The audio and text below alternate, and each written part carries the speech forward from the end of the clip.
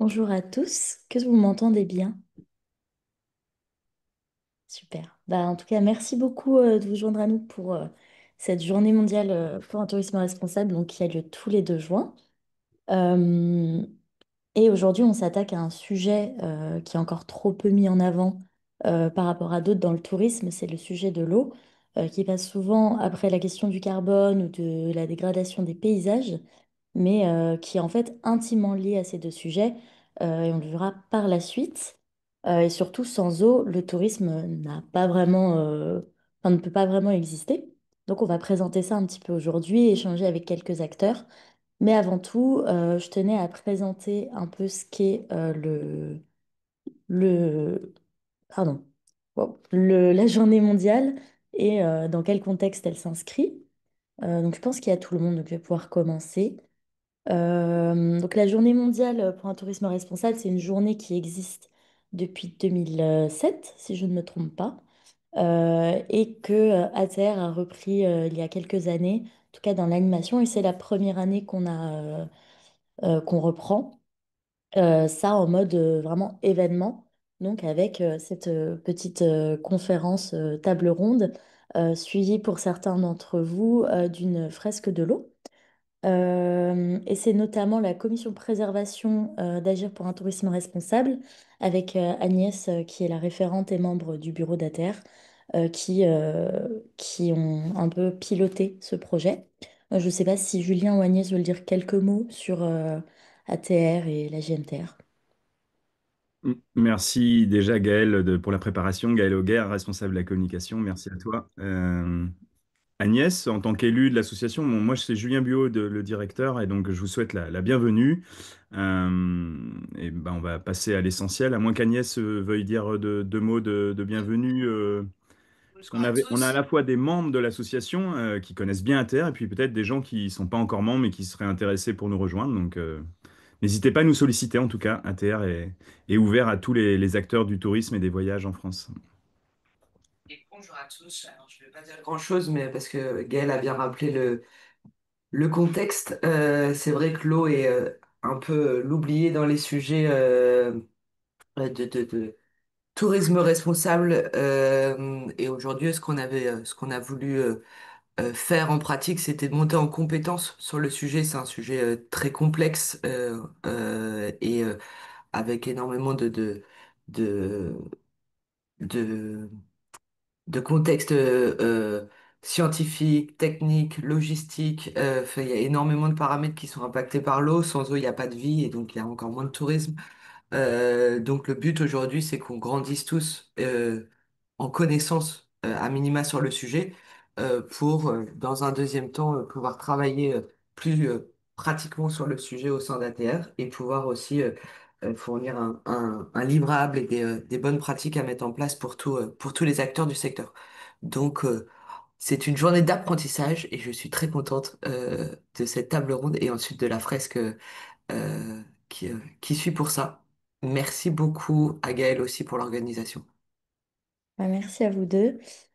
Du coup, pour rappeler un peu les objectifs de la journée, l'important c'est d'échanger entre professionnels, mais aussi de promouvoir des pratiques touristiques que l'on met au quotidien. On parle de journée, mais au final, c'est plus une journée qui permet de mettre en lumière toutes les actions que l'on met tout au long de l'année. Et pour ça, c'est ouvert à tous les professionnels, que ce soit dans l'hôtellerie, le voyage, la restauration, donc voilà, tout ce qui concerne le tourisme et la thématique. Et on pense que le communiquer, c'est déjà agir. Et c'est pour ça que cette journée, c'est avant tout une mise en lumière de ces pratiques, afin que chacun montre sa petite action et que d'autres puissent s'en inspirer pour que, ensemble, en collectif, on puisse avancer vers de meilleures pratiques. Voilà. Et donc, le choix de cette thématique a été assez évidente pour nous puisque l'actualité internationale et au terme comment? Des organisations gouvernementales internationales tournent beaucoup autour de l'eau, donc avec l'année de la préservation des glaciers, l'organisation, la troisième année des conférences des Nations Unies sur l'océan, l'année de la mer en France, bref, tout amenait un petit peu à cette thématique. Et en plus de ça, on s'aperçoit de plus en plus de l'urgence et de l'importance de la préservation de cette ressource. Je vais montrer quelques chiffres juste après qui montrent qu'aujourd'hui, il est plus qu'essentiel de s'intéresser aussi à ce sujet, autant que d'autres sujets qui sont beaucoup mis en avant, surtout que, comme je l'ai dit, ils sont intimement liés. Tout d'abord, le tourisme, on y représente certes 10% du PIB mondial, mais il est surtout très dépendant à l'eau et surtout très consommateur d'eau, puisqu'on le voit pour un touriste, on estime à peu près, enfin l'OMT estime à peu près à 300 à 800 litres de consommation d'eau par jour, par personne, ce qui représente 4 à 8 fois plus qu'un pays à revenu faible ou intermédiaire. Euh, et voire 2 fois plus pour les résidents européens. Euh, donc c'est une consommation qui en plus se concentre énormément dans le temps et l'espace, puisque les périodes touristiques ne s'étalent pas encore tout à fait de la même manière au fil de l'année. Et il y a des zones qui accueillent plus de touristes que d'autres, notamment sur les littoraux. Et ça, on le verra juste après également. Mais donc on s'aperçoit que le tourisme non seulement dépend de cette eau, mais consomme énormément. Et donc, il est impératif aujourd'hui de réfléchir à des moyens de réduire sa consommation. Comme je l'ai dit, il y a des territoires qui sont sous pression et c'est souvent des territoires qui accueillent beaucoup de touristes, notamment sur les littoraux, puisque 40% du tourisme mondial aujourd'hui se concentre sur le bassin méditerranéen, qui fait de plus en plus face à des problématiques liées à l'eau et à la ressource en eau, sans parler de la pollution marine, etc. On peut aussi parler des Baléares qui voient sa population tripler l'été et on observe aussi une augmentation de 70% de la consommation d'eau pendant cette période. Ou on peut également prendre par exemple Dubaï qui utilise à 90% de l'eau. Non, pardon, 90% de l'eau provient de la désalinisation et la désalinisation entraîne plusieurs problématiques, notamment des problématiques liées à la pollution des aires marines. Mais des exemples plus locaux maintenant, en Occitanie ou même en Espagne, depuis plusieurs années, on en entend énormément parler. C'est la, la sécheresse extrême et le conflit d'intérêts qu'il y a entre conflit d'usage entre les habitants et les agriculteurs et le tourisme. Et aujourd'hui, il y a de plus en plus de restrictions, même à l'échelle locale française, sur l'accès à l'eau, que ce soit pour les particuliers ou les professionnels. Et d'un autre côté, on s'aperçoit aussi qu'une personne sur trois dans le monde n'a pas accès à une eau potable sûre, donc vraiment purifiée. On s'aperçoit aussi globalement qu'il existe aujourd'hui très peu de sources qui ne sont pas polluées. Il y a plus de 2 milliards de personnes qui vivent en zone de stress hydrique. Euh, on parlait tout à l'heure du carbone, mais on s'aperçoit aussi que l'accentuation du changement climatique entraîne encore plus de soucis liés à l'eau et aux pollutions marines et au dérèglement de tout le cycle de l'eau. Et comme je le disais, il y a de plus en plus de concurrence dans les usages, que ce soit pour l'agriculture, les particuliers et le tourisme. Donc on arrive à une problématique globale du secteur, comment on peut continuer à faire du tourisme sans rentrer dans des problématiques d'usage d'eau. Il y a en plus des usages qui sont plus consommateurs que d'autres dans le milieu du tourisme, notamment à travers les golfs, qui utilisent énormément d'eau. Comme je le disais, il y a des destinations qui vont utiliser plus d'eau, notamment à cause de la sécheresse, mais aussi pour accueillir des touristes toujours en plus grand nombre, notamment en Espagne. Et enfin, il y a des pratiques comme les croisières qui, on le voit, utilisent énormément d'eau pour ses passagers, mais aussi son personnel et son service à bord. Donc, il y a plusieurs usages à revoir et aussi plusieurs secteurs qui sont impactés par cette ressource. Cependant, tout n'est pas perdu, parce que même si la première chose à revoir, c'est la réduction de notre consommation d'eau et et la révision de nos pratiques au global, il y a plusieurs choses qui sont mises en place qui peuvent permettre d'améliorer nos pratiques. Et on commence d'abord avec les acteurs touristiques, notamment la mise en place de labels, notamment Clé verte ou Pavillon bleu pour les hôteliers, qui vont challenger les hôteliers et les campings à revoir leur consommation d'eau et d'énergie grâce à des restrictions. Et ça va permettre de mettre en place, à travers des critères de label, des meilleures pratiques et aussi des sensibilisations auprès des voyageurs.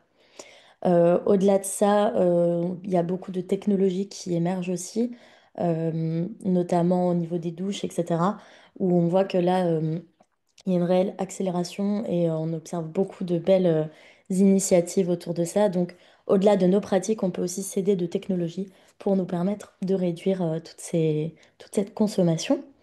Au niveau des territoires, ce qui est le plus mis en avant, c'est bien sûr la planification du territoire, mais aussi des partenariats qui peuvent être mis en place, donc on les présentera juste après, ou encore une législation, donc avec des quotas, des tarifications, ou même de la protection des aires marines, qui peut permettre de réduire un petit peu notre impact sur l'eau au global. Et enfin, bien sûr, le touriste, il est au cœur du changement, puisque c'est en les sensibilisant que l'on va voir les premières actions et les premiers changements.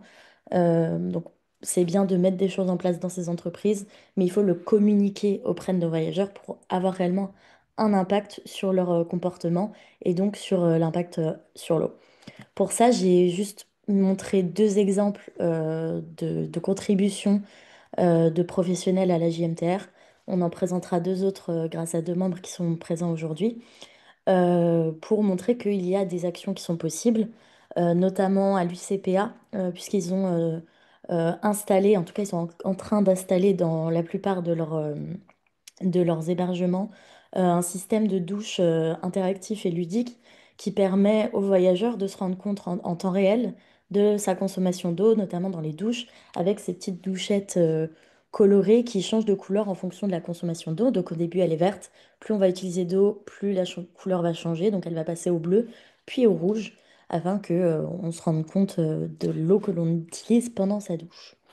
Et la deuxième bonne pratique, donc là ça concerne un territoire et Isère Attractivité, qui ont mis en place plusieurs actions en lien avec l'eau, notamment la création du mouvement Gourde Friendly, qui a pour objectif d'inciter les voyageurs à adopter des gestes éco-responsables et une consommation plus durable de l'eau tout en diminuant la consommation de déchets. Et en gros, les gourdes sont distribuées enfin non pas les gourdes, mais en tout cas les professionnels qui sont implantés sur le territoire de l'Isère sont invités à remplir gratuitement les gourdes des voyageurs qui le souhaitent et ils ont créé pour ça une petite marque, donc Gourd Friendly. Comme ça, lorsqu'on visite ce territoire, dès que l'on voit ce petit sigle, ils peuvent aller remplir leurs gourdes gratuitement. Autre bonne pratique, ils ont mis en place des kits d'éco-gestes, donc ça c'est à destination des hôteliers, pour qu'ils puissent sensibiliser les touristes aux actions qu'ils mettent en place, donc en présentant les différentes actions mises en place à l'intérieur des chambres, du fonctionnement de l'hébergement, etc. Et enfin, ils ont des partenariats d'accompagnement et de formation pour les professionnels avec deux structures. Donc on voit qu'ils agissent à plusieurs échelles, territoriales, habitants, visiteurs et professionnels, qu'ils soient professionnels du voyage ou professionnels du tourisme, donc avec les hébergeurs et les restaurateurs. Je suis allée peut-être un peu vite. Si vous avez des questions, n'hésitez pas. Parce que en attendant, on peut passer à nos prochains intervenants. Mais si jamais il y a des questions,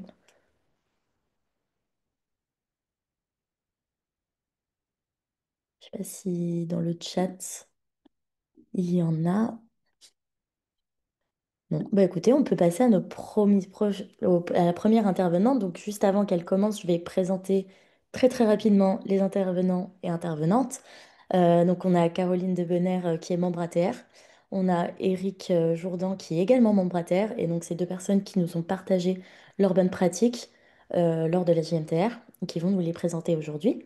Nous avons également Laurence Chabani de l'OFB, donc l'Office français de biodiversité, et Agathe Claire, qui est consultante et formatrice sur le tourisme et l'océan.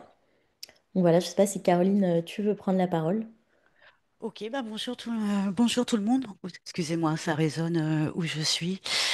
Alors, bah, donc moi je suis donc la directrice et la fondatrice de Vision Éthique. On est une agence de voyage engagée donc dans le tourisme responsable depuis 2007, membre d'ATR, membre aussi d'ATD, les acteurs du tourisme durable. Et donc voilà, je vais être très rapide pour vous montrer des exemples hein, sur les 14 destinations avec lesquelles on travaille sur bah, des bonnes pratiques qui sont plutôt simples à mettre en place. Avant de vous les présenter, je voulais juste vous le dire que il faut s'adapter bien sûr au pays et c'est surtout un long travail de communication, de sensibilisation avec ces réceptifs. Donc il faut aller sur place, il faut discuter avec eux, il faut comprendre les problématiques de chaque pays puisque ça dépend de ce qui a été mis en place dans les pays ou pas. Donc il n'y a pas de solutions qui sont forcément réplicables dans toutes les destinations, dans toutes les régions. Et puis après, c'est aussi un travail de sensibilisation énorme auprès des guides et des voyageurs au final, puisque certains voyageurs ont besoin vraiment d'être sensibilisés et d'éduqués par rapport à la consommation de bouteilles plastiques et d'eau quand ils sont en voyage, puisqu'ils ont peur pour leur santé. Et malgré qu'on leur dit que l'eau est potable, on a encore le vieux réflexe du voyageur qui veut que voir sa bouteille plastique et son bouchon pour être sûr donc qu'il consomme de l'eau potable. Donc voilà, ce n'est pas si simple, mais comme disait Gaëlle, tout est possible. Ensemble, on peut y arriver. Donc voilà, on a des petits, nous on a créé donc en plus forcément de la charte pour le voyageur et des éco-gestes, donc des petites actions très simples. La première action que je vais vous présenter, bah, c'est en partenariat avec Green Tripper. Et notre partenaire pour tout ce qui est pour les voyages que l'on propose aux groupes, aux comités d'entreprise. Donc cette année, enfin pour 2023, on a compensé les émissions carbone des équipes en interne, donc tous les éductours, les séminaires. Là, on ne parle pas de la partie voyageur, on parle de la partie interne, donc nos émissions vers l'extérieur. Sur 2023, donc on a compensé 61 tonnes, en gros, qu'on a reversé donc en partenariat avec Green Tripper. C'est important parce que du coup, c'est un projet qui est gold standard, donc vérifié par les Nations Unies donc qui garantit aussi un suivi et la traçabilité. Donc au Népal, tout simplement, donc on finance, c'est des systèmes de filtration d'eau qui sont installés dans les écoles et dans des villages et qui permettent donc aux populations d'avoir tout simplement accès à l'eau potable. Donc ça, c'est pas à travers nos circuits, mais c'est notre mécénat et notre contribution environnementale. D'autres actions qui sont plutôt simples à mettre sur place. Est-ce, comment on fait pour la slide? Ouais, merci. Au Laos, donc avec notre réceptif, on est en partenariat avec une ONG donc qui s'appelle Refill Not Landfill, où là on distribue donc à nos voyageurs une gourde et en même temps on a créé une carte notamment dans la ville de Luang Prabang et puis partout au Laos, puisque c'est une ONG qui est cambodgienne, qui fabrique des gourdes. Donc avec le Laos, forcément, on est un pays qui est frontalier. Donc pas d'émissions carbone par rapport aussi à l'envoi de ces gourdes puisqu'elles sont transportées en véhicule, hein, tout simplement. Donc on donne une gourde à nos voyageurs et ils ont une carte où il y a tous les points, comme tu disais Gaëlle, avec je sais plus l'exemple de la région là, où les clients donc ont les points sur la carte où ils peuvent aller recharger donc de l'eau potable dans des stations. Et on a fait donc des partenariats avec des hôtels, des musées, des parcs nationaux. Et donc les clients donc peuvent recharger. L'avantage aussi pour les prestataires sur place, c'est qu'ils nous disent ah ben oui mais ils achètent plus de bouteilles d'eau donc nous on va perdre un peu d'argent. C'est un souci économique, faut pas on va pas se le cacher. Et donc ben nous on leur dit que on va choisir leur restaurant en tant que partenaire. Ils vont avoir un travail à travers les commandes de déjeuner, de lunch et autres. Donc ça leur fait quand même du chiffre d'affaires. Le fait d'être partenaire, ils sont référencés sur la carte interactive. Donc ça, c'est pour le Laos. Sur la Mongolie, on a un partenariat avec Lifesaver. Donc là, l'image que vous avez, c'est un voyageur donc avec un purificateur qui est directement donc elle pompe l'eau directement des rivières. Mais nous, avec notre réceptif, on a investi dans des jerrycans. Donc ces jerrycans ont une contenance de 18,5 litres d'eau et peuvent purifier jusqu'à 20 000 litres d'eau potable. Donc, dans le minibus, on invite donc nos voyageurs à venir avec leurs propres gourdes et ils peuvent donc recharger avec de l'eau potable grâce à ces jerrycans filtrants. Sur la Casamance, en Casamance, on n'a pas identifié, enfin, j'ai pas identifié encore avec mon réceptif en allant sur place des projets sur lesquels on peut faire une collaboration avec une ONG. Donc on s'est adapté. Et là, le geste que l'on fait tout simplement, c'est que on achète des bonbonnes d'eau de 15 litres. On dit à nos voyageurs de venir avec leurs gourdes. Donc là, il n'y a pas de station. Au Sénégal, il n'y a pas d'hôtel partenaire par rapport à ça. En tout cas, à part les grands hôtels, mais dans les étapes que l'on fait d'immersion en brousse. Donc là, c'est nous qui fournissons des bonbonnes de 15 litres. C'est toujours mieux que rien. C'est quand même des bonbonnes en plastique, mais ça évite les petites bouteilles d'un litre 5 par voyageur. Un dernier chiffre au final, parce que c'est toujours intéressant. Ouais, tu peux passer la slide, Gaëlle. Voilà, c'est des chiffres que j'ai trouvés, hein, tout simplement. Donc, par exemple, sur un circuit de 8 jours, c'est vrai que c'est des petits gestes, hein, chacun doit faire sa part. Mais un voyageur, c'est 8 bouteilles plastiques d'eau par jour. Donc, ramener sur le fait de ne plus distribuer de bouteilles plastiques, ramener sur une semaine, ça représente quand même 42 litres d'eau économisés par personne. Donc, ce n'est pas rien si on s'y met tous. Voilà, c'est avec des petits ruisseaux qu'on fait les grandes rivières. Merci beaucoup Je t'en prie. pour ce petit témoignage donc, qui met bien en avant la force du collectif et l'importance de la communication auprès des voyageurs également.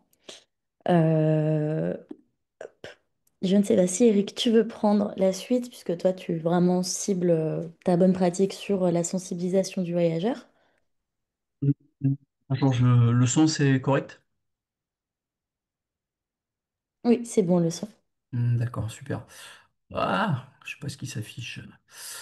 Alors, donc Jules, c'est on va dire notre activité au niveau du tourisme. On est à la fois agence de voyage et à la fois on gère des réceptifs sur différentes destinations. On est spécialisé dans les activités, les loisirs subaquatiques, rando palmé, plongée, apnée. Et donc on a des centres de plongée et des bateaux de croisière dans différents endroits du monde, dont notamment certains qu'on retrouve en rouge tout à l'heure sur la carte. Je pense à la mer Rouge par exemple, je pense aux Baléares, je pense voilà. Donc déjà, voilà, dans nos bateaux, on a des désalinisateurs. On pourra revenir sur l'effet ou pas de désalinisateurs par rapport à la qualité de l'eau, etc. En général, c'est relativement propre, mais ça rejette une eau sursalée. Et c'est surtout ça le sujet. Donc on utilise des désalinisateurs avec une sensibilisation à l'usage, mais qui concerne au quotidien. Et on a des jerrycans d'eau potable et on remet, alors je sais pas si avec la caméra on voit un peu, on remet en fait à chacun de nos clients qui arrivent sur les bateaux des petites gourdes. Alors c'est à la fois un goodies, à la fois voilà, à l'effigie de l'enseigne et à la fois ça permet à chacun d'utiliser cette gourde d'eau et de n'avoir sur nos bateaux plus aucun, en tout cas c'est l'objectif et c'est ce qu'on évalue en ce moment, plastique jetable. Donc plus de bouteilles d'eau, plus de paille, il y a plus de plastique jetable sur nos bateaux. Et au travers de ces gouttes, au travers de paille, de paille en alu, par exemple, et de verre que l'on garde ou que l'on nettoie. Dans certains endroits, on marque le nom sur les verres plastiques que l'on nettoie à la fin de la semaine, par exemple. Ce genre de choses pour limiter la consommation d'eau et ramener l'eau potable à ce qu'elle doit être, c'est-à-dire pas se laver, mais simplement la consommer pour nous. Donc voilà, sachant que de fait, sur des bateaux de croisière, les quantités d'eau sont limitées. Parce que, bah, voilà, on est sur des petits bateaux de croisière, on a une production d'eau qui est limitée, et donc la consommation se limite à ce qu'on est capable de produire. Donc, de fait, ça, voilà, il y a des consignes qui vont là. Alors ensuite, au niveau des actions, en fait, chaque fois qu'on a un sujet en étant sur pas mal de destinations, la maîtrise de l'expérience client dépend souvent des guides qui l'animent. Et comme on peut avoir du turnover, parce que notre activité est saisonnière, chaque fois qu'on a mis en place des outils, évidemment, les gens s'approprient beaucoup mieux les sujets et ça nous permet de maîtriser un peu mieux les sujets que l'on traite avec nos clients. Un exemple d'outil qui a été mis en place, c'est donc agir ensemble pour préserver la mer, avec montrer justement le fait que les actions sont communes et que nous prenons des engagements de notre côté en lien avec un certain nombre de sujets, les déchets, la réutilisation, la consommation d'eau, l'impact, enfin, la façon d'intervenir ou les interactions avec la vie sauvage dans l'eau, etc. Et donc, ce qui légitime le fait qu'on mette en premier ce que nous on fait, ce qui légitime les demandes et les exigences, j'ai envie de dire, que l'on demande à nos clients et montrer que c'est bien ensemble que l'on arrivera à faire des choses. Donc, avec un certain nombre d'engagements, alors on remarque que ben, il y a le côté imbriqué, puzzle, c'est nous, c'est vous.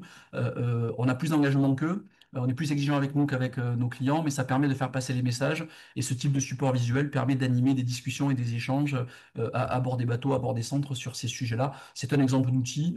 Bon, on ne va pas rentrer dans le détail de chaque critère, mais il y en a évidemment sur la consommation d'eau. Autre, autre exemple d'outils mis en place, on a un vrai sujet en plongée en particulier, mais globalement de compréhension et de connaissance de la mer. Et donc souvent les gens viennent pour de la formation, pour du loisir, pour de l'esthétique. Est-ce que c'est beau, est-ce que c'est pas beau, est-ce que je me forme?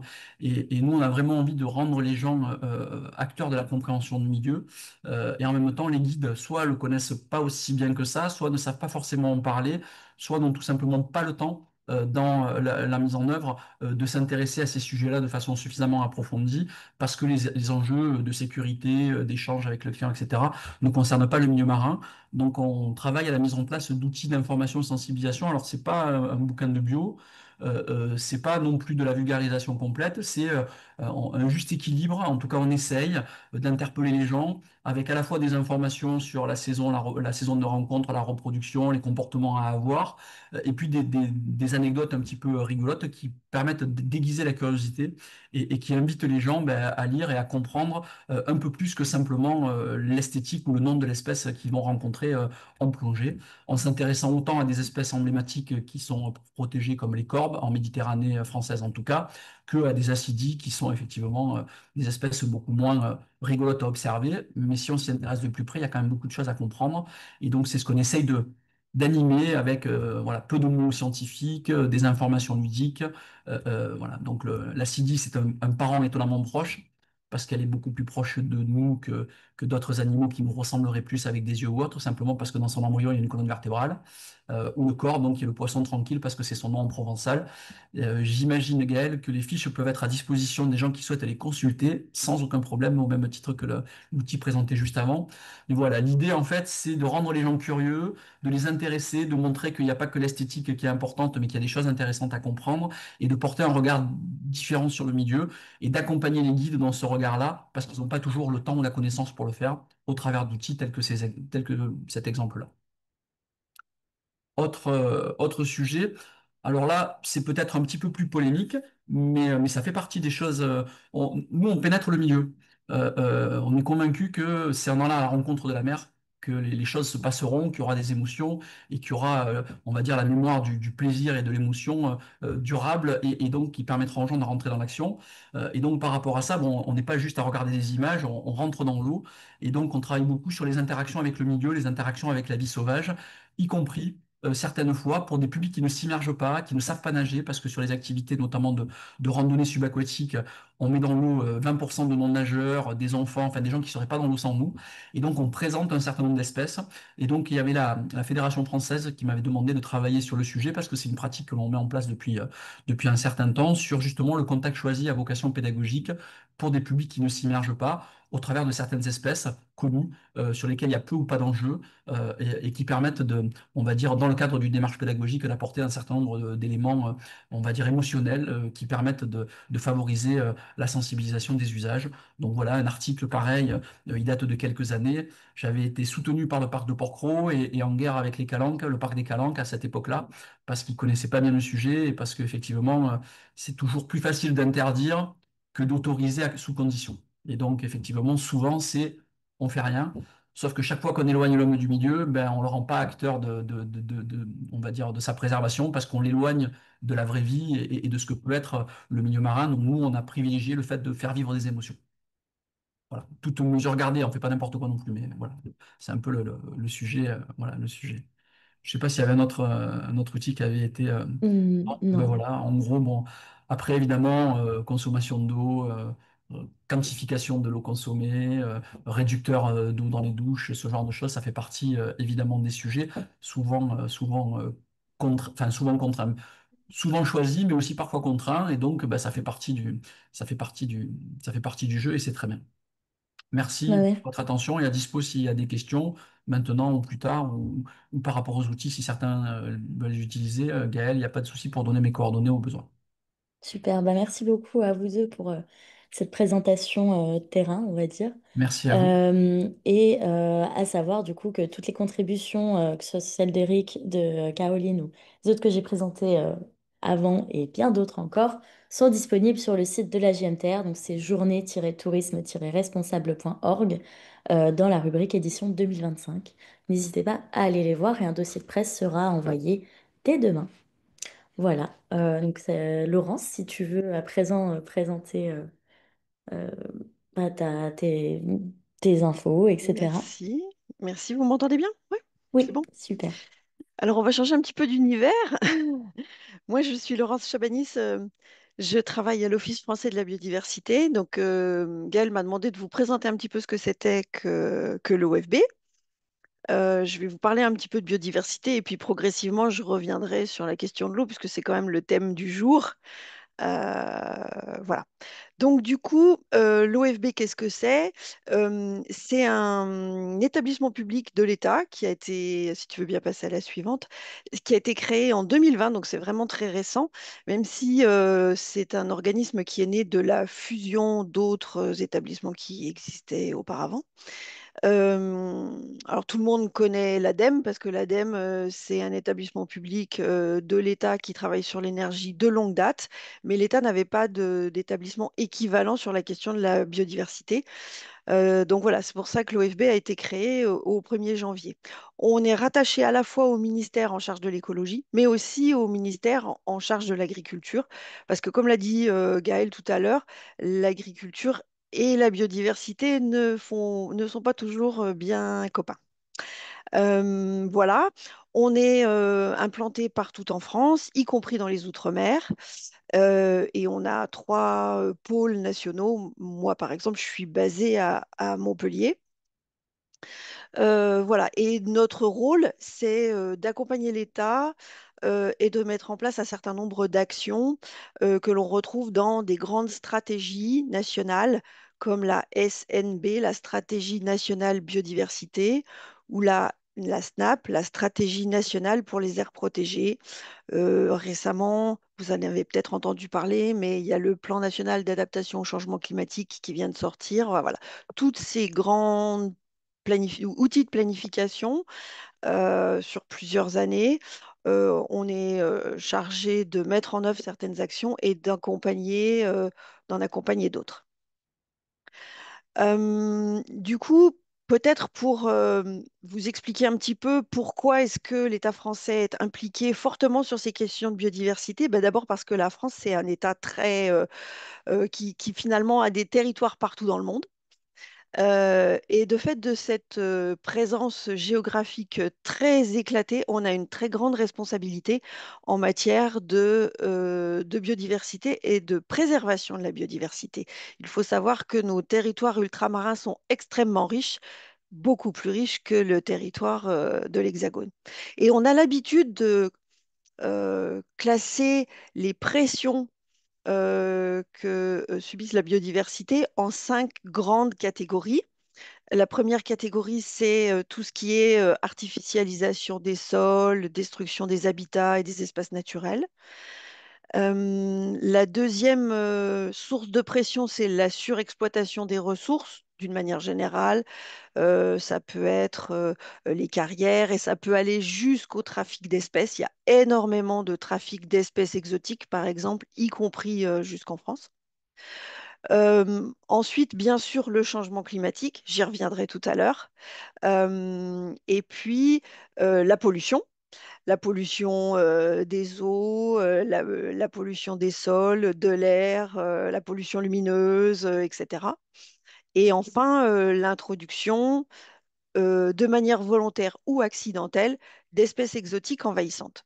Et l'objectif de l'OFB et de ses partenaires, c'est d'essayer d'enrayer ces pressions que subissent la biodiversité, parce qu'à l'inverse, si tu veux bien changer, la biodiversité nous rend de nombreux services. Alors malheureusement, on a parfois du mal à se, comment dire, donner une valeur au service que rend la biodiversité, mais elle nous nourrit très largement. Elle nous permet de nous alimenter en eau, en nourriture. Elle a des fonctions d'épuration des sols. Il y a bien sûr tout le contexte de pollinisation des végétaux. Et puis, secteur qui vous concerne plus particulièrement, le service des loisirs, qui s'appuie très largement sur la biodiversité, les paysages, les espaces naturels, etc. Et donc, ces stratégies de préservation de la biodiversité, ils sont organisées en 4 axes. Le premier axe, c'est réduire les fameuses 5 pressions que je vous ai présentées tout à l'heure, essayer de restaurer la biodiversité là où elle est dégradée, voire éventuellement essayer d'accentuer la préservation, en particulier là où il y a déjà des espèces protégées, des parcs nationaux, des parcs naturels régionaux, des réserves, etc. Et puis de mobiliser les acteurs. Et c'est là, je pense, où vraiment on se retrouve tous sur cette question aujourd'hui de mobilisation à la fois des professionnels, mais aussi des visiteurs et des clients lambda. Ensuite, merci. Donc l'OFB là-dedans, on est déjà en charge directement des 8 parcs naturels marins français qui existent. On est aussi gestionnaire ou co-gestionnaire d'une trentaine de réserves. Notre rôle, c'est de mener des actions de connaissance, d'inventaire, d'études d'évaluation d'impact, etc. On a une branche de notre activité aussi qui concerne tout ce qui est la surveillance et éventuellement aussi mener des actions de police. J'évoquais tout à l'heure d'appuyer à la création de nouvelles aires protégées et d'accompagner les acteurs. Alors, dans les acteurs, il y a bien sûr le public scolaire. Tout le volet éducation nationale, c'est vraiment un axe très fort chez nous. Et puis, les entreprises, les très grosses ou les toutes petites, les collectivités, et de représenter tout le monde, et en particulier la France, dans des grands événements nationaux. Donc effectivement, le Congrès des Nations Unies sur les océans à Nice dans 10 jours, dans des COP, etc., etc. Voilà, on contribue aussi à des tas d'autres actions qui ont un lien avec l'eau. Je pense en particulier à la Journée mondiale des zones humides. Alors, on dit Journée mondiale, mais en fait, ça se passe pendant un mois. C'est en début d'année. La fête de la nature en juin. Je ne sais pas si vous le savez, mais on est aussi le porteur du loto de la biodiversité. Donc, c'est un peu l'équivalent du loto du patrimoine, mais pour la biodiversité. Et donc, l'argent collecté permet de financer des opérations de restauration de la nature. Voilà. Voilà un petit peu notre champ d'action. En dehors de ça, si tu veux bien passer, ce que je voulais vous montrer aussi, alors je ne sais pas si on voit très bien parce que c'est un petit croquis qui a été fait par le parc du Mercantour et qui montre en fait que tout est vraiment interconnecté et qu'avec le changement climatique dont on parle de plus en plus, le facteur eau va vraiment avoir une importance grandissante dans l'avenir de nos sociétés. Euh, donc du coup, euh, et ça concerne à la fois l'eau qui bouge, les rivières, éventuellement l'eau qui dort, l'eau l'été, l'eau l'hiver sous forme de neige. Voilà, ça va forcément fortement nous impacter, nous en tant que citoyens, mais nous aussi en tant que visiteurs, touristes. Voilà. Et donc, il y a de gros efforts qui sont menés actuellement par des territoires pour essayer de voir comment est-ce que tout cela va évoluer dans le temps et comment est-ce que les différentes activités vont devoir s'adapter à ce changement climatique. Alors, par exemple, pour l'agriculture, ben, il va y avoir des modifications de la végétation, peut-être que les troupeaux vont devoir aller paître ailleurs, les cultures évoluent. Maintenant, on cultive de la vigne dans les écrins, enfin voilà. Bref, pour, euh, pour les séjours touristiques où potentiellement on va peut-être davantage souffrir de la chaleur sur les côtes. Il va falloir peut-être aller davantage dans les arrière-pays. Il y aura peut-être moins de neige, etc., etc. Voilà. Donc tout ça pour vous montrer en fait que l'eau est vraiment centrale dans cet écosystème finalement qui est notre vie au quotidien. Et donc, euh, si vous voulez agir, mais je vois que vous êtes déjà très actif, nous, il y a trois petites lettres qu'on aime bien et qui aident à réfléchir. C'est E, R, C. Alors, E pour éviter, R pour réduire et C pour compenser. Alors, éviter, ça veut dire bah, simplement essayer d'éviter les atteintes à la biodiversité. Alors, ces trois lettres, elles sont valables quel que soit le projet, hein. Ça peut être un très gros projet, un truc énorme, aussi bien un petit projet, la construction d'un séjour. Essayons de voir si on peut éviter les atteintes à la biodiversité réduire? Est-ce qu'on peut faire autrement? Est-ce qu'on peut s'organiser pour essayer de limiter ces fameuses atteintes à la biodiversité? Et si vraiment on n'y arrive pas, eh ben, voir comment est-ce qu'on peut compenser. Et alors, du coup, en principe, je crois que j'ai donné quelques petits exemples. Oui, voilà. Pardon. Donc, éviter, bah, simplement, effectivement, éviter de déranger la faune pendant les sorties. On peut trouver des systèmes pour observer la faune à distance, par exemple, ou la flore. On peut essayer d'éviter d'arroser des espaces extérieurs en faisant évoluer la végétation à proximité d'un hébergement. On peut éviter la consommation de bouteilles plastiques en remplaçant par des gourdes. On y a déjà pensé autour de cette visio aujourd'hui. Euh, Réduire, ben, c'est peut-être ne pas utiliser l'eau du réseau, mais plutôt l'eau de pluie pour l'arrosage. Réduire les déplacements, par exemple en se fournissant localement, etc., etc. Et puis compenser, eh ben, compenser, on compense beaucoup, on y réfléchit beaucoup sur des questions de carbone. Mais on peut compenser aussi d'autres manières. Par exemple, vous êtes contraint d'aménager votre parking.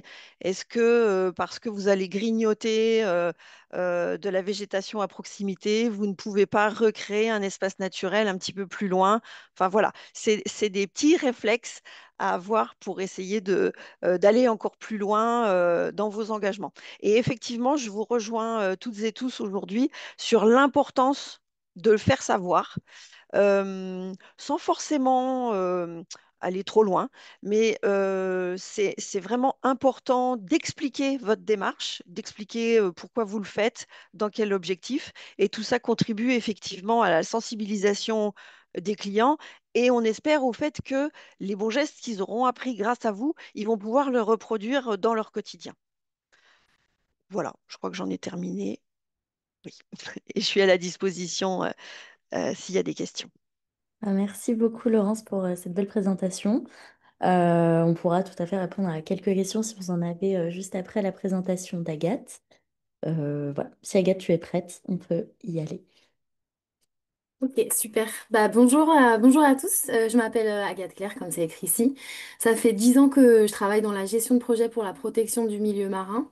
Et aujourd'hui, j'accompagne les collectivités et les acteurs du tourisme dans leur transition écologique, avec une attention toute particulière sur la gestion du littoral et la qualité de l'eau de baignade. Merci beaucoup Gaël et Julien d'avoir pensé à moi pour discuter de ce sujet-là aujourd'hui. Je vous propose de parler de qualité d'eau de baignade, du coup, à travers un retour d'expérience au sein, parce que j'ai travaillé pendant plusieurs années à la fois pour le label Pavillon Bleu et aussi pour l'ONG Surfrider qui ont eu des visions assez opposées pendant quelques années. Donc pour rappel, je ne sais pas si tout le monde connaît ici le label Pavillon Bleu, mais je vais en parler. C'est un label qui est destiné aux élus du littoral et aux communes du littoral, et aussi aux ports de plaisance pour valoriser donc justement leurs efforts en matière de transition écologique, avec un critère principal et vraiment obligatoire, c'est celui donc de la qualité de l'eau de baignade qui doit être excellente. Et Surfrider, quant à elle, c'est donc une ONG qui est davantage militante, qui a été créée justement par des surfeurs en colère qui en avaient marre d'aller surfer et sortir de leur session avec des éruptions cutanées ou des maladies intestinales. Et donc du coup, c'est une ONG qui travaille sur les sujets, qui est assez connue maintenant sur les sujets de déchets aquatiques, mais aussi changement climatique et donc qualité de l'eau de baignade. Et ce sont deux organisations qui avaient une vision totalement opposée sur la qualité de l'eau. Et aujourd'hui, ils collaborent, ils travaillent ensemble sur des messages que j'évoquerai donc tout à l'heure. Euh, Permettez-moi d'abord juste de revenir sur les enjeux de la qualité de l'eau de baignade et rapidement le cadre juridique, ce sera vraiment pas long. Donc à l'échelle mondiale, comme on l'a dit plusieurs fois là, le tourisme côtier représente une part significative du secteur touristique et les destinations du littoral attirent une proportion substantielle des voyageurs internationaux. On n'a pas vraiment de chiffres, hein. Le chiffre que j'ai trouvé, c'est que 8 touristes sur 10 choisissent un moment, enfin, une destination du littoral. Et en France, à titre informatif, on compte 3000 sites reconnus comme zone de baignade, donc soumis à des contrôles. Voilà, donc quels sont les enjeux aujourd'hui de la qualité de l'eau de baignade? Tout d'abord, et évidemment, je pense que vous vous en doutez, il y a des enjeux de santé publique. Un baigneur s'expose toujours à des risques en allant se baigner, justement, notamment des pathogènes, certaines bactéries qui sont assez connues, qui sont l'Escherichia coli ou l'entérocoque, ou bien sinon des virus, mais aussi des pollutions chimiques comme bah, les hydrocarbures, les microplastiques, les métaux lourds, enfin, voilà, tout ce qui est très joyeux d'ailleurs. Et donc tout ça, ça peut donc créer donc des maladies donc chez l'être humain, des maladies comme des otites, des gastroentérites, etc., ou des infections parfois bien plus graves. Surfrider note d'ailleurs que 40% des maladies qui sont liées à la baignade ne sont pas du tout officialisées, ne sont pas remontées. Un deuxième enjeu sur la qualité de l'eau de baignade, c'est bien sûr l'attractivité de la destination et son image. Une eau de mauvaise qualité fait évidemment baisser la fréquentation touristique et fait naître une grande méfiance à l'égard de la destination. Et donc dans ce cas, le label Pavillon Bleu est un gage de qualité avec un engagement global de la part de la commune ou du port qui s'engage justement à avoir le meilleur assainissement possible, à gérer ses déchets et aussi à faire de l'éducation au développement durable. Pour information, la fermeture d'une plage, c'est entre 20 et 80 000 euros de pertes par jour à l'échelle locale. Donc c'est vraiment un enjeu, enfin la qualité de l'eau de baignade, c'est assez central, même économiquement. Et enfin, il y a un troisième enjeu dont on a beaucoup parlé avec Laurence, c'est pour moi la cohésion terre-mer. C'est parce qu'en fait, la qualité de l'eau de baignade, évidemment, elle ne dépend pas de ce qui se passe en mer, mais bien surtout de ce qui se passe au niveau du bassin versant. Donc, c'est la zone où l'eau ruisselle vers la mer. Donc, on parle ici d'urbanisation, d'agriculture, d'assainissement. En fait, tout ça, évidemment, va avoir un lien avec l'océan. En France, on compte 30%, enfin 30% des fermetures de plages sont dues à des pollutions venues en amont, donc venues de la terre. Donc c'est pour ça que la cohésion terre-mer, elle est cruciale quand on parle de qualité de l'eau de baignade et quand on parle d'océan en fait en général, parce que tout est connecté. Je voulais faire un tout petit rappel sur le contexte juridique pardon, de la qualité de l'eau de baignade. Donc c'est une directive de 2006 qui est relative à la qualité de l'eau de baignade et elle met à jour celle de 1976. Bon, bref, le sujet date. Et son objectif est simple, c'est d'assurer une qualité d'eau de baignade sur toutes les zones de baignade en Europe, que ce soit les rivières, les plages ou encore les lacs. Comment? Eh ben, c'est simple, en réalisant une surveillance microbiologique au moins une fois par mois pendant la saison. En France, c'est l'ARS, donc les agences régionales de santé, qui sont en charge de faire ces études-là.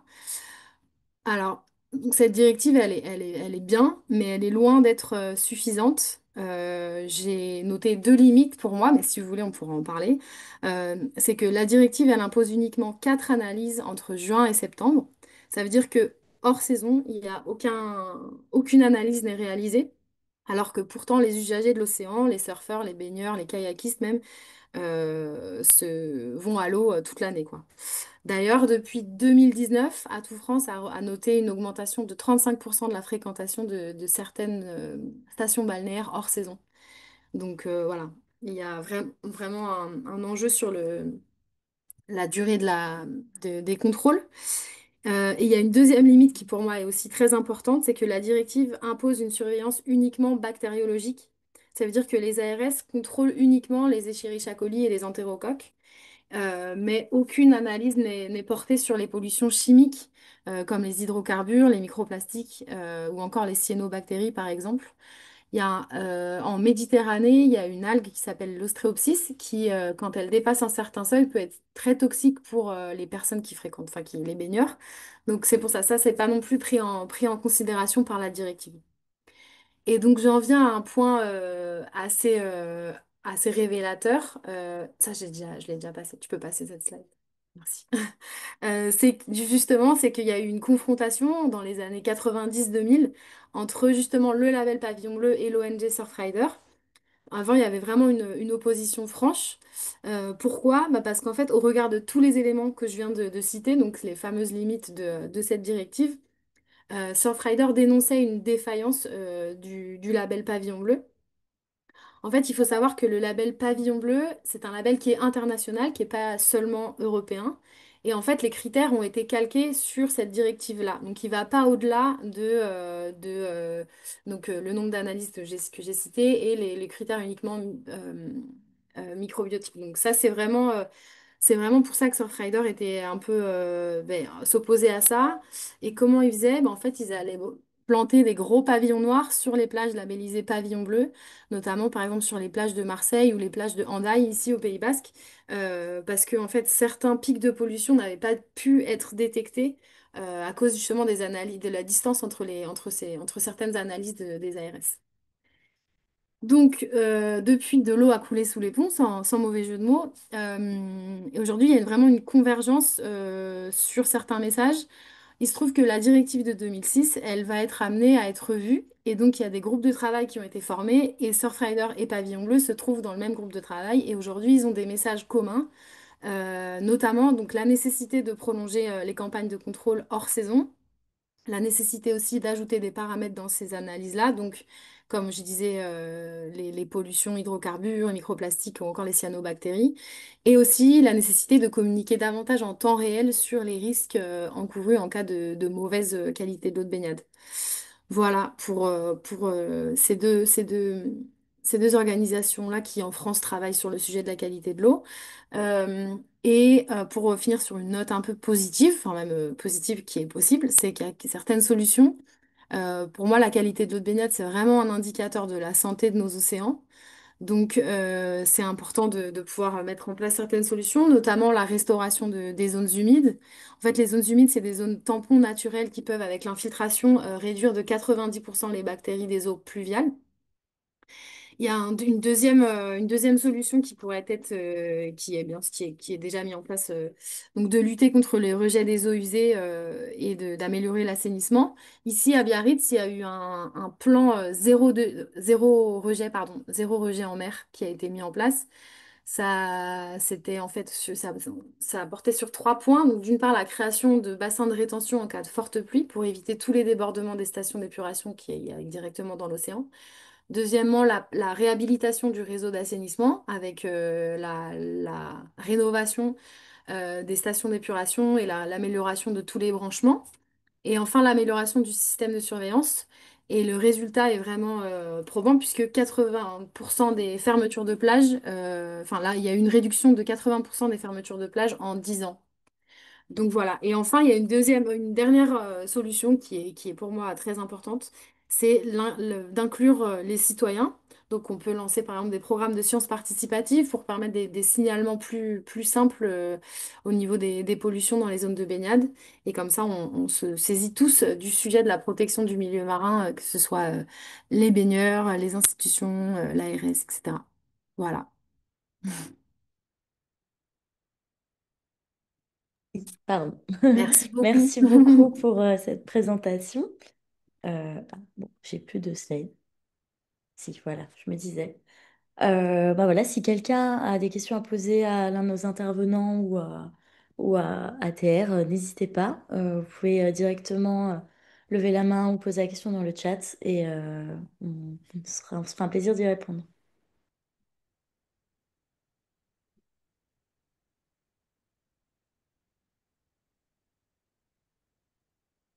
Si je peux me permettre, Oui?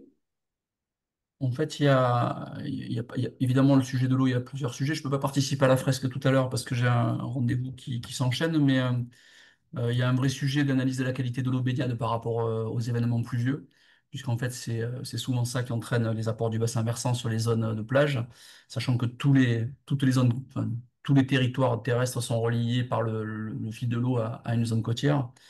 Qu'en France, on est le premier pays à avoir mis en place une gestion de l'eau par bassin versant au travers de la création des agences de l'eau il y a une petite quarantaine d'années, avec un mode de financement aussi, ce qui est plutôt pas mal, et qui a un vrai sujet de travaux qui concerne au niveau urbanisme, qui concerne la mise en place de réseaux séparatifs et pas de réseaux unitaires, puisque le problème de débordement des stations d'épuration, c'est quand effectivement les eaux de pluie arrivent à la station d'épuration, alors que normalement les réseaux, on va dire, le réseau d'égout, communément, comme on appelle, doit être séparé du réseau pluvial, qui sont deux réseaux différents et qui n'ont pas les mêmes enjeux, sachant qu'une fois que les eaux ont été mélangées, ben, il faut tout traiter. Et c'est le sujet, voilà, avec le sujet de la capacité des stations d'épuration littorales entre la population estivale et la population annuelle, qui est aussi un vrai sujet. Bon, voilà. Et après, le dernier petit point en lien avec ce qui a été commenté tout à l'heure, ou ce qui a été dit tout à l'heure, j'ai plus l'intervenant, mais c'est que on a un vrai sujet en France en termes de réglementation.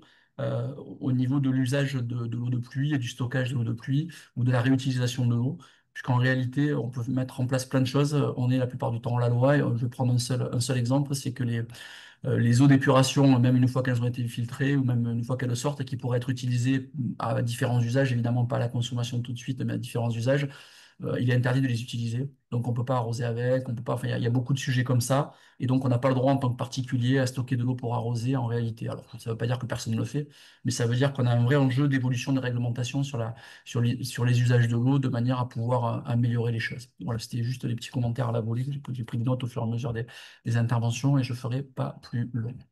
Mais c'est un sujet passionnant. Merci beaucoup. Je ne sais pas s'il y a des questions autres.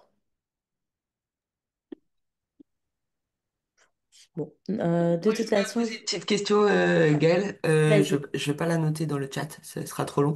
Ok. C'est sur Est-ce qu'il y a des données qui corrèlent la qualité de l'eau de baignade avec la fréquentation touristique sur le long terme? Parce que chaque année, si je dis pas de bêtises, il y a des nouvelles plages qui peuvent être euh, euh, estampillées pavillon bleu. Et est-ce que l'organisme suit l'impact que ça peut avoir sur la fréquentation euh, touristique en règle générale? Euh, la question, c'est de savoir si le fait d'avoir le pavillon bleu amène plus de fréquentation ou est-ce que c'est... Ouais, pavillon bleu ou n'importe quelle autre certification de la qualité d'eau de baignade a un impact direct sur la fréquentation touristique des lieux certifiés. Alors, je sais que c'est en tout cas le pavillon bleu enfin, vend entre guillemets ce label-là aux élus dans ce sens-là, ouais. Parce qu'en fait, c'est un label qui est assez connu internationalement, pas nécessairement en France d'ailleurs, mais une plage labellisée pavillon bleu va être plus fréquentée par des voyageurs étrangers qu'une autre. C'est vraiment un gage de confiance pour certains voyageurs, oui. Et parce que ma réflexion était sur le long terme, c'est je suis une plage, je reçois la labellisation ou la certification pavillon bleu. ma fréquentation touristique augmente, est-ce que dans le temps, la qualité de l'eau Dégrade. reste bonne de manière pérenne? En fait, j'aurais bien aimé avoir le rapport entre fréquentation touristique et qualité de l'eau sur le long terme, puisqu'il peut y avoir cet effet pervers de dire, bah ouais, t'es pavillon bleu, tu augmentes ta fréquentation touristique en plus à des pics bien euh, limités dans le temps. Et in fine, dans le temps, tu n'arrives pas à pérenniser la qualité de ton eau de baignade. Effectivement, il y a certaines plages qui ont perdu leur label parce qu'il y avait eu une surfréquentation et donc une qualité d'eau de baignade qui s'était dégradée. Mais c'est assez rare. En général, les communes qui bénéficient du label font tout après pour le garder. En fait, c'est devenu assez politique.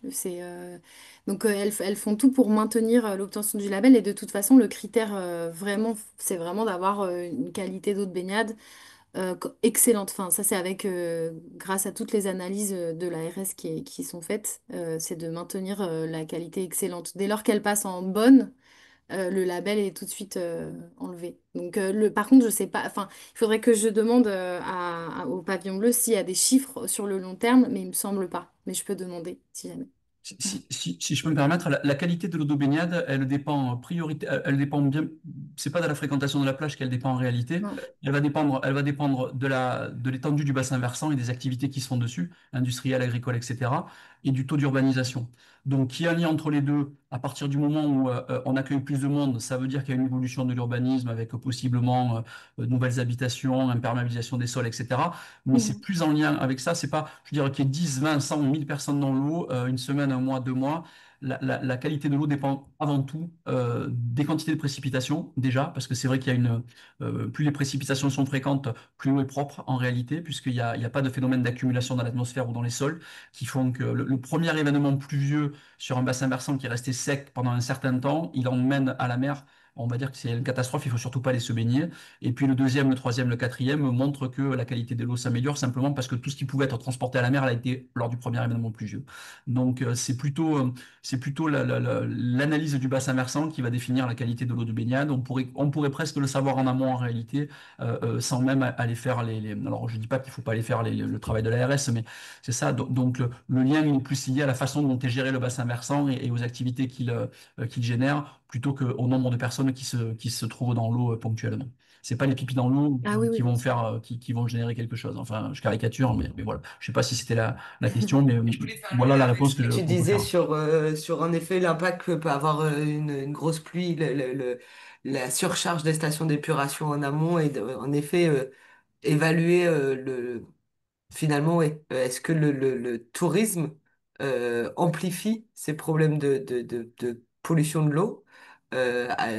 Alors sûrement, mais de manière minime, si je comprends bien ce que tu dis, ou totalement Complètement. marginal. Et puis en plus, c'est aussi la fréquentation d'une zone, c'est aussi un enjeu pour trouver des financements via l'agence de l'eau pour accompagner le financement de stations d'épuration ou d'amélioration de l'épuration.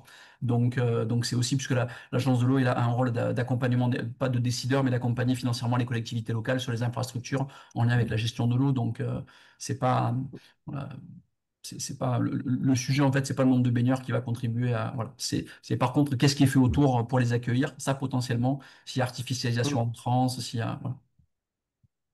Très clair. Merci beaucoup. Euh, Merci à tous pour cette belle table ronde.